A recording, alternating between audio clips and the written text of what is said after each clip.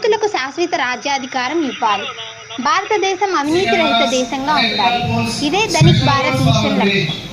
చర్చా వేదికలో మేధావుల అభిప్రాయం. వెనుకబడిన తరగతుల వారు అభివృద్ధి చెందాల్సిన అవసరం ఎంతైనా ఉందని ధనిక్ భారత్ మిషన్ సృష్టికర్త, ప్రముఖ పారిశ్రామికవేత్త విక్రమ్ నారాయణ రావు అన్నారు. భారతదేశాన్ని అభివృద్ధి చెందుతున్న దేశంగా ఇంకెంతకాలం చెప్పుకుంటారని ఆయన ప్రశ్నించారు. దళితులకు రాజ్యాధికారం వస్తుంది కానీ నిర్ణయాధికారం రావడం లేదని ఆయన ఆవేదన వ్యక్తం చేశారు. అందుకే గిరిజన వాడలు అభివృద్ధి చెందడం లేదని అభిప్రాయపడ్డారు. భారతదేశాన్ని అభివృద్ధి చెందిన దేశంగా చూడాలన్నది తమ మిషన్ ముఖ్య లక్షణం అన్నారు.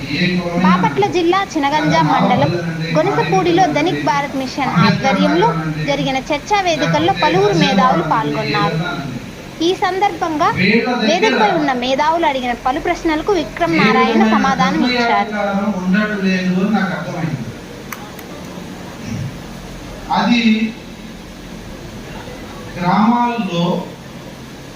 గ్రామాల్లో ఉన్న సర్పంచులు అనేది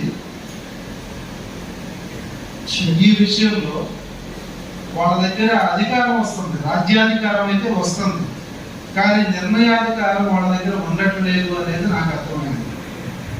అన్ఫార్చునేట్లీ నేను ఆ కులాల్లో పుట్టకపోవడం వల్ల నేను మాట్లాడకపోవచ్చేమో అని అనుకున్నా.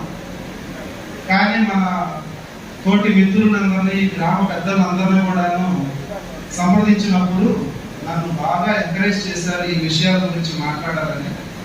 అందుకనే మీ అందరి ముందుకి రావడం జరిగింది. నా ఉద్దేశం ఒకటే, దేశాన్ని అభివృద్ధి చెందిన దేశంగా చూడడం. దానికి సంబంధించిన 2 పాయింట్లు. ఒక పాయింట్ ఏంటంటే, ఈ రాజ్యాధికారం వస్తుంది కానీ అప్పుడప్పుడు నిర్ణయాధికారం అనేది, మార్కెట్ వాల్యూ, రిజిస్ట్రేషన్ వాల్యూ అనే 2 పదాలు కేవలం అభివృద్ధి చెందుతూ ఉన్న దేశమైన భారతదేశంలోనే ఉన్నాయి. 2 పదాలు అనేది కేవలం ఇక్కడ మాత్రమే ఉన్నాయి. కావాలంటే ఇప్పుడు చాలా మంది యూట్యూబర్స్, చాలా న్యూస్ ఛానల్స్ ఉన్నాయి కదా, అడగండి.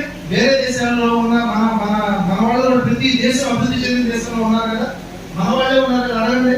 అక్కడ మార్కెట్ వాల్యూ ఉండిద్ది, రిజిస్ట్రేషన్ వాల్యూ ఉండిద్దా? నువ్వు క్యాష్ లో ఇంత డబ్బులు ఇచ్చి రిజిస్ట్రేషన్ అంటే నువ్వు బిల్లు తీసుకునేది దీనికైనా అడగండి, ఉండదు. అంటే గవర్నమెంట్ ఏం చెప్పింది, రిజిస్ట్రేషన్ వాల్యూ అంటే మినిమం రిజిస్ట్రేషన్ వాల్యూ ఈ 5 లక్షల రూపాయల బాబు ఆ ఏరియాలో మినిమం రిజిస్ట్రేషన్ వాల్యూ. కానీ మనం ఏం చేస్తున్నాం, 5 లక్షల రూపాయల వరకే పెడుతున్నాం, మిగిలినన్ని కూడాను బ్లాక్ మనీ తీసుకొచ్చి తగలేస్తున్నాం. అర్థమైందా? ఈ 2 పదాలు ఉండకూడదండి. మార్కెట్ వాల్యూ, రిజిస్ట్రేషన్ వాల్యూ అనే 2 పదాలు ఉండకూడదు, ఒకటే ఉండాలి.